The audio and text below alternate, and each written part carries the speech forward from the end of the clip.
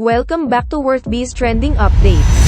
Isang member ng BTS ang bumili ng nabubulok na building, instead of a luxury apartment like his bandmates.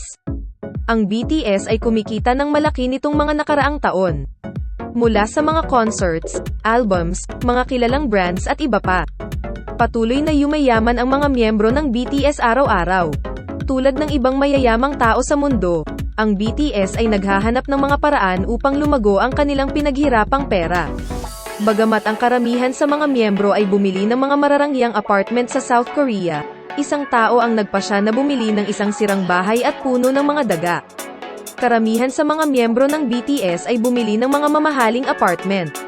Bakit siya hindi? Ano kayang rason? Noong unang nagsimula ang BTS noong 2013, magkasamang tumira ang 7 miyembro sa iisang silid na apartment sa Seoul, South Korea.